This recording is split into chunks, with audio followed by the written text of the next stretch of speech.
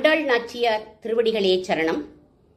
இரண்டாவது திருமொழியில முதல் பாசுரத்தில் நாமம் 1000 ஏத்த நின்ற நாராயணா நரனே அப்படின்னு அழைக்கிறார் நாச்சியார்.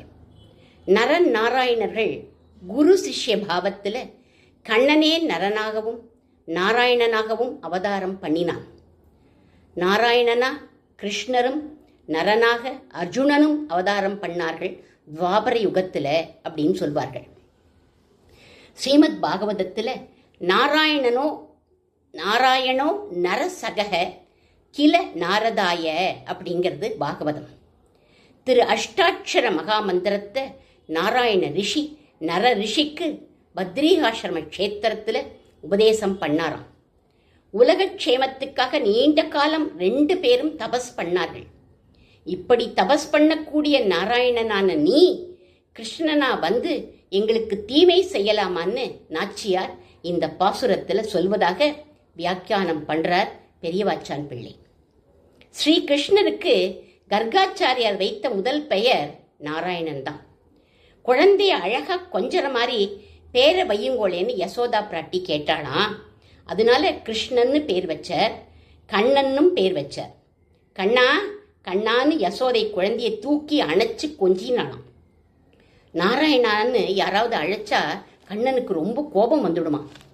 போய் யசோதா அம்மா கிட்ட சொல்லுவானா, அம்மா அம்மா என்னை எல்லாரும் நாராயணா நாராயணான்னு கூப்பிடுறாமா அப்படின்னு சொல்லுவானா கோபத்தோட. சிறுபேர் அழைத்தனவும் சீறி அருளாதேன்னு திருப்பாவையில் நாச்சியாரே சொல்றாளே.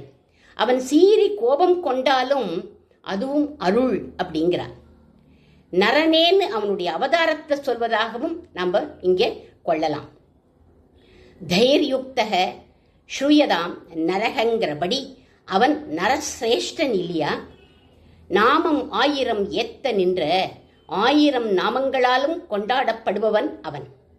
மகான்கள்லாம் அவனுடைய குணங்கள் அவனுடைய லீலைகள் இவைகளை குறித்து 1000 நாமங்களிலும் புகழ்வார்கள்.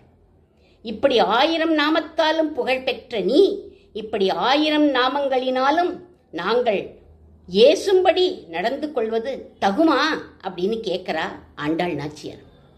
ஏன் அவனை ஏசரா, ஏன் அவனை திட்டுறா அப்படின்னா, எங்கள் சிற்றிலை வந்து சிதையேல் அப்படிங்கிறா. உன்னுடைய இடத்துக்கா நாங்கள் வந்து இதை கட்டினோம், ஓடி வந்து எங்களோட சிற்றில நீ சிதைக்கிறியே, நீ வரவே வேண்டாம், வந்தாலும் சிற்றில சிதைக்காத, சிதைக்கணும் தோணித்துனா நீ வரவே வேண்டாம் கண்ணா அப்படிங்கிறான். இப்படி அவனை கோபிச்சுண்டாலும் இவளோட ஆசை என்ன தெரியுமா, அதை அடுத்ததா சொல்றான்.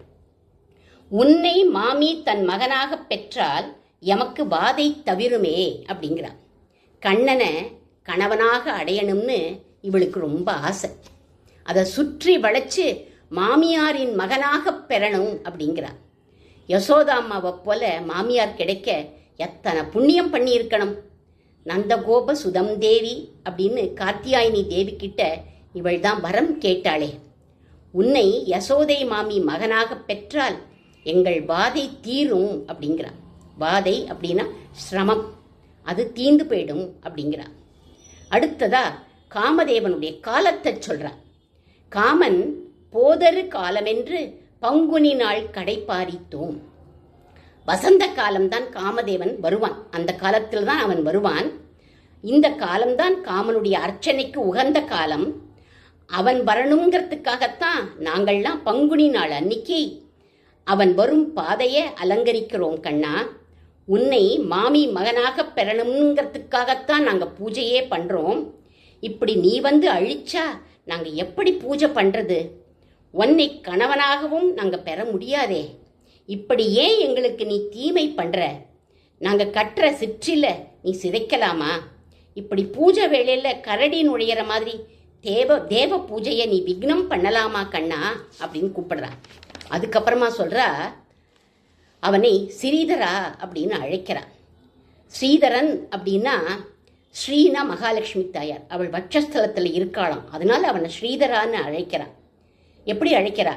தீமை செய்யும் ஸ்ரீதரா எங்கள் சிற்றிலை வந்து சிதையேலே அப்படிங்கிறான். வட்சஸ்தலத்தில் அமர்ந்திருக்கும் ஸ்ரீ மகாலட்சுமி இந்த தீமை செய்யும் ஒன்ன தடுக்கலையா அப்படின்னு கேட்குறான்.